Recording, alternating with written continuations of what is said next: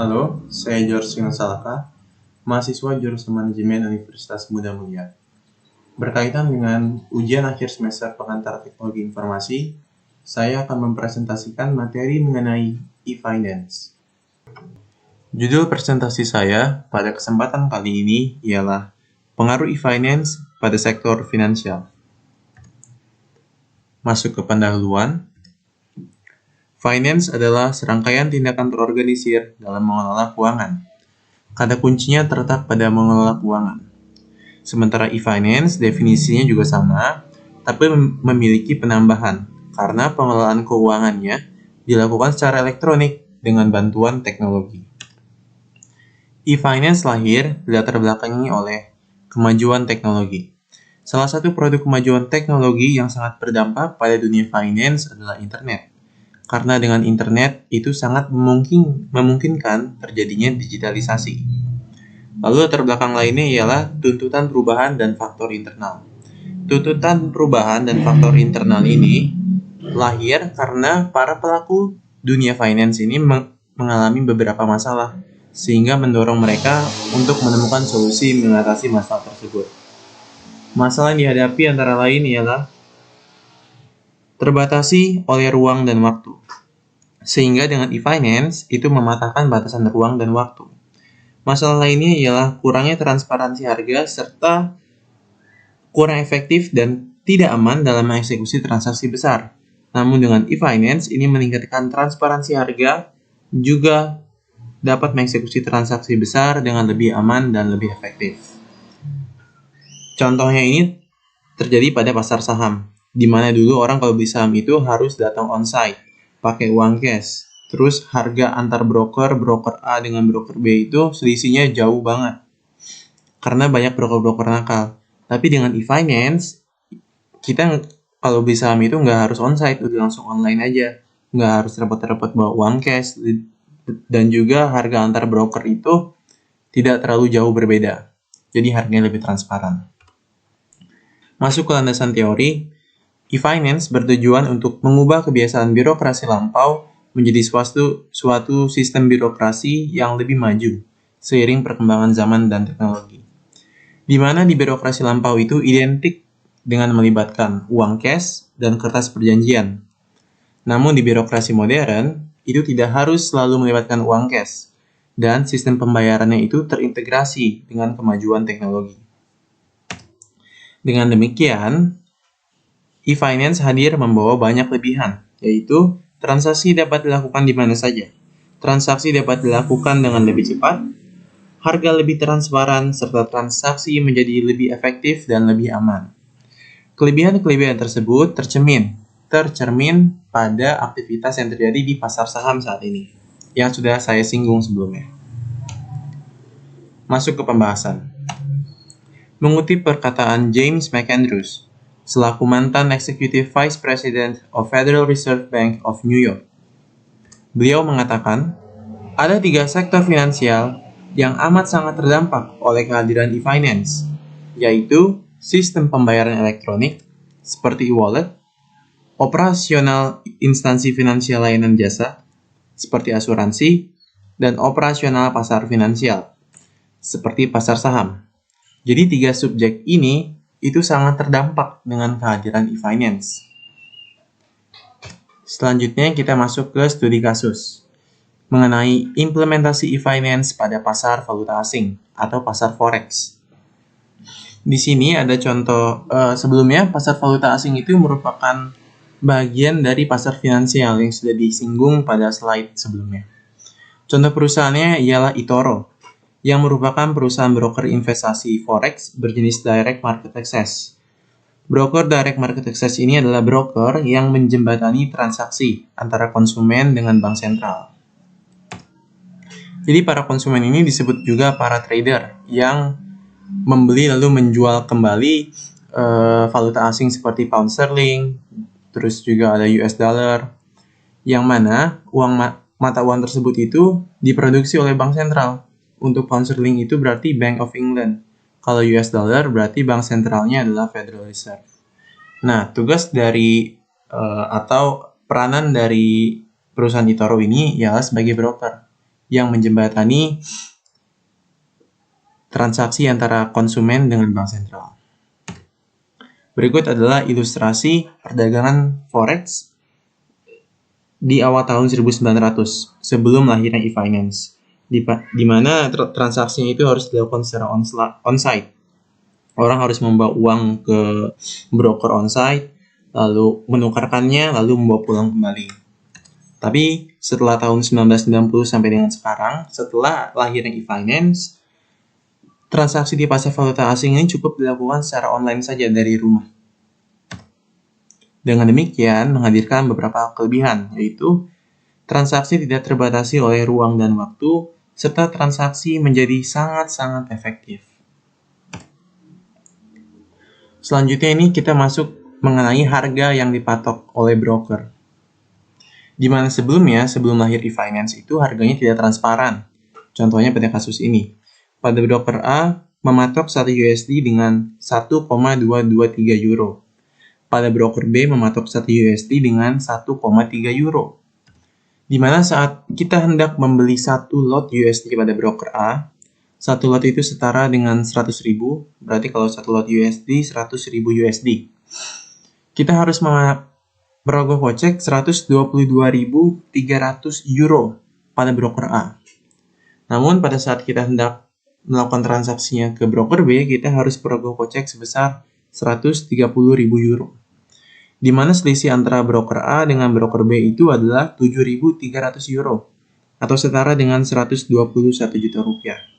Di mana selisihnya ini sangat tidak besar, yang mana ini menandakan adanya ketidaktransparansi harga karena banyak broker-broker nakal yang muncul.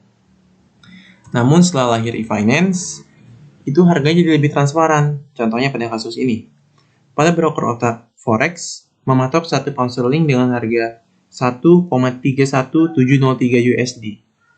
Lalu pada broker eToro mematok 1 pound sterling dengan harga 1,31701 USD.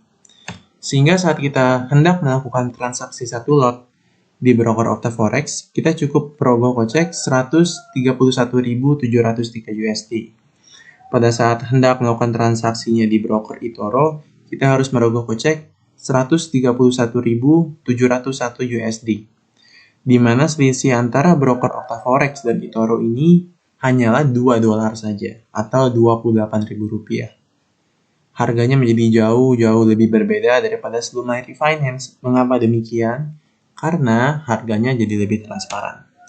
Sehingga kelebihan dari e-finance itu adalah meningkatkan transparansi harga, yang mana akan berdampak pada meningkatnya juga rasa kepercayaan masyarakat dan akan menimbulkan antusiasme pasar yang lebih positif.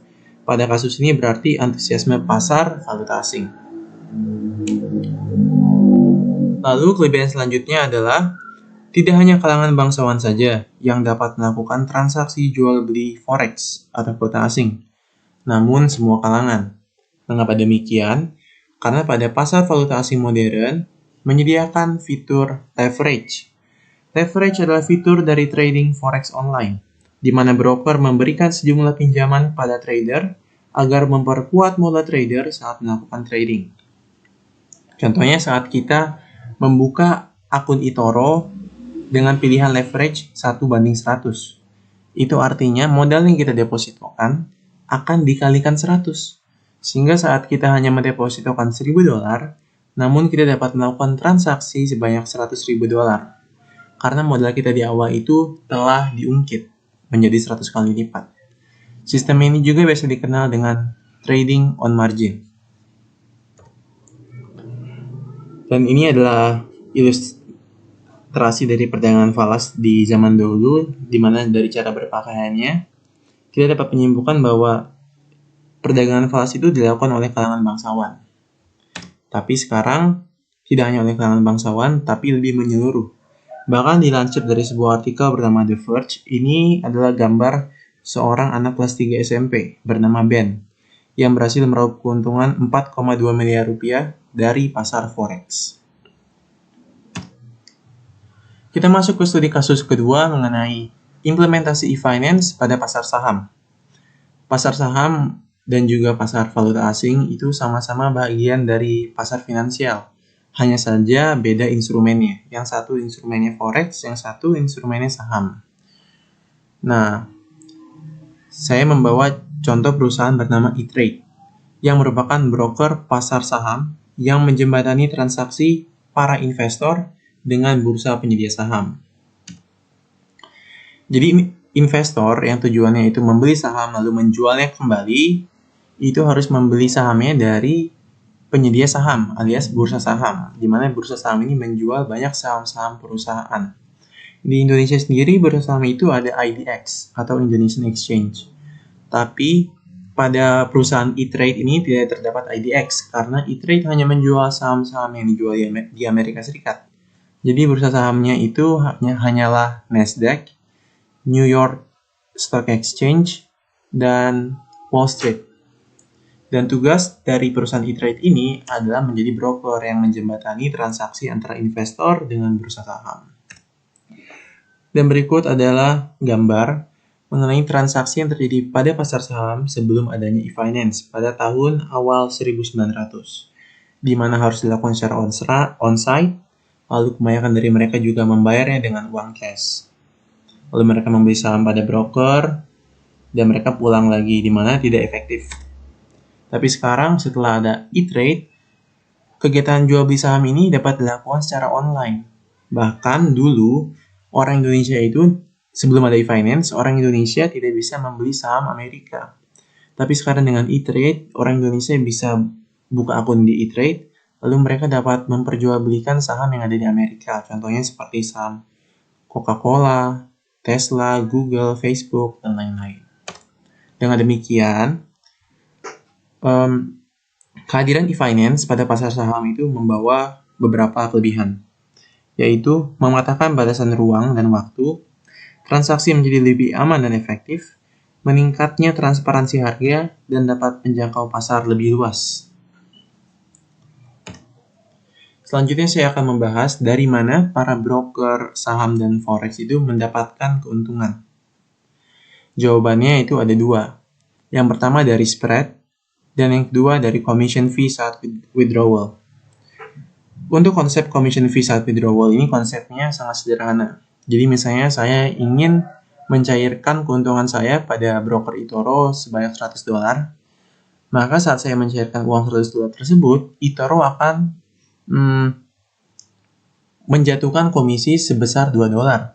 Jadi hanya $98 saja yang masuk ke kantong saya, $2-nya masuk ke kantong eToro. Lalu, keuntungan kedua yang diperoleh oleh broker-broker investasi tersebut adalah spread. Spread adalah selisih harga jual dan harga beli. Dan berikut adalah gambar dari broker trading forex yang melakukan spread nih.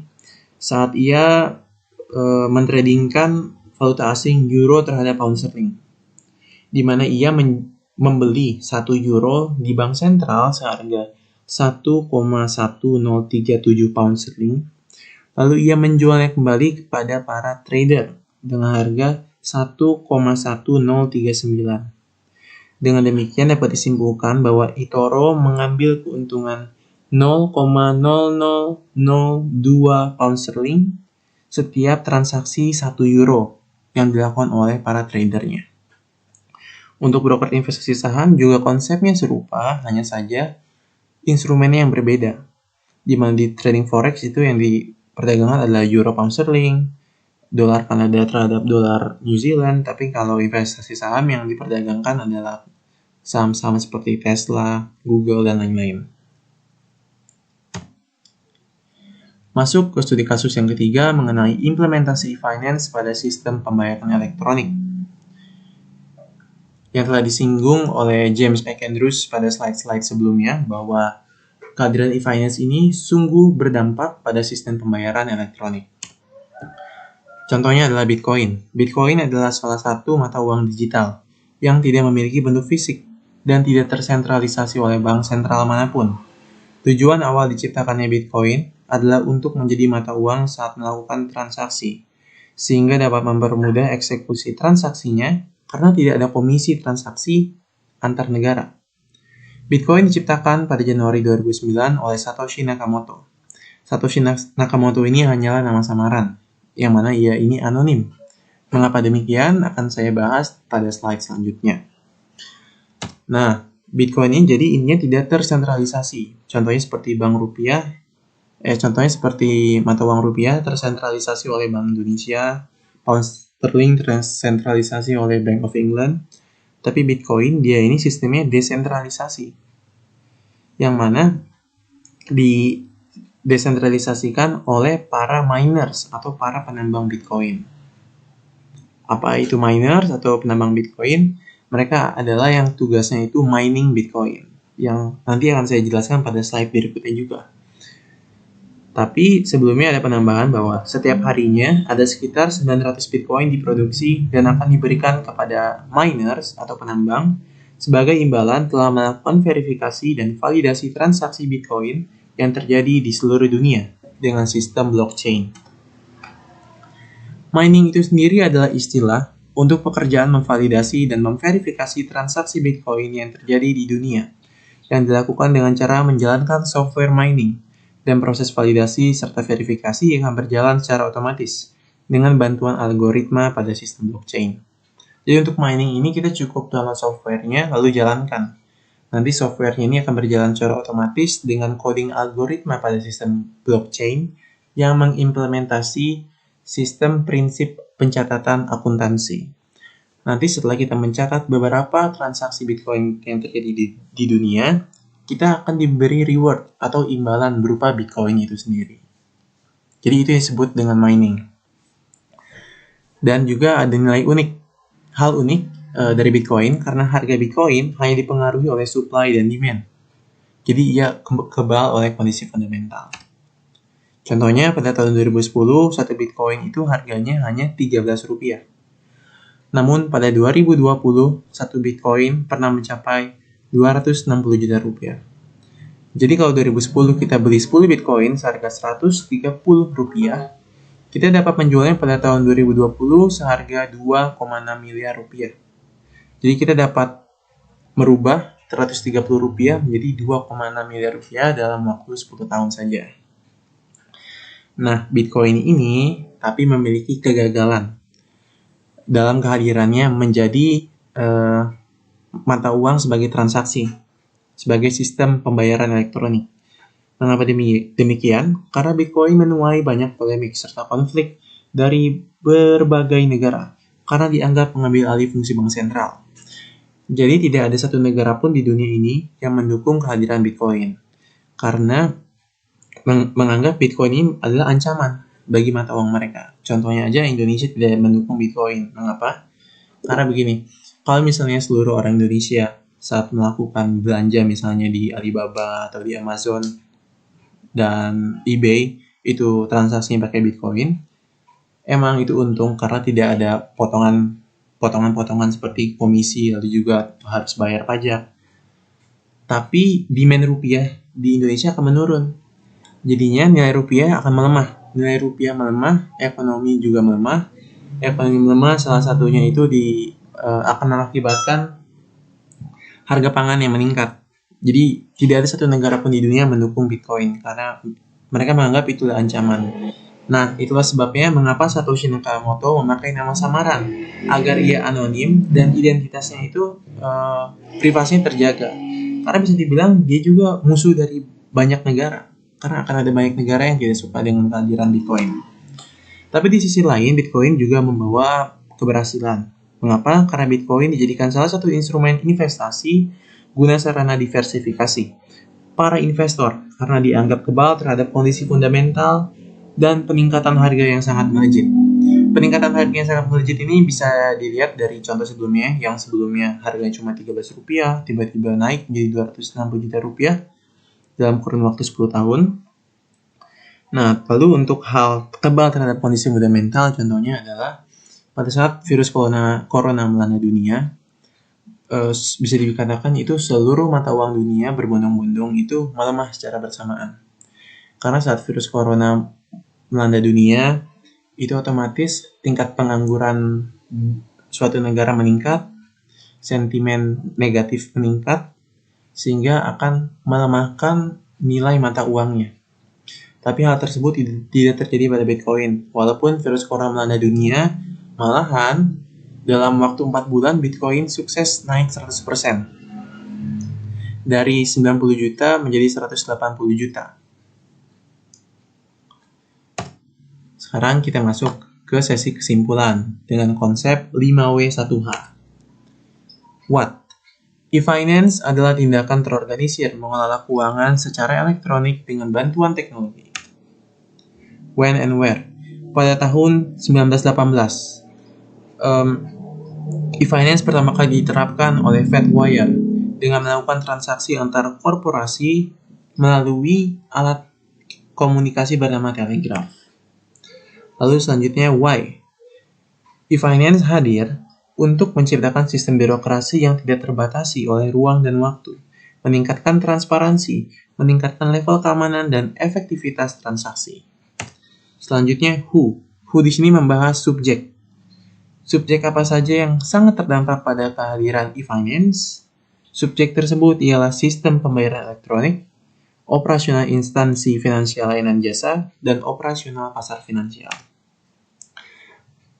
Yang terakhir adalah how.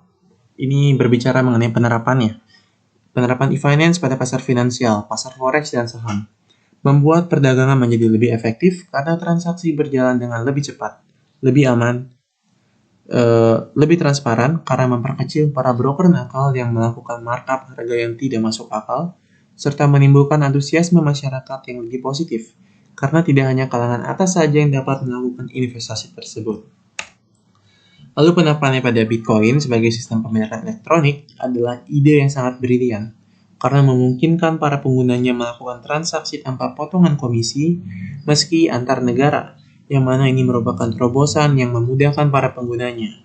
Namun, hal ini tidak disambut baik oleh negara-negara di dunia karena akan merusak kestabilan nilai mata uang negara-negara di dunia. Namun, Bitcoin berhasil dilirik oleh investor karena dianggap kebal terhadap kondisi fundamental. Sekian presentasi dari saya, semoga bermanfaat dan saya ucapkan banyak terima kasih.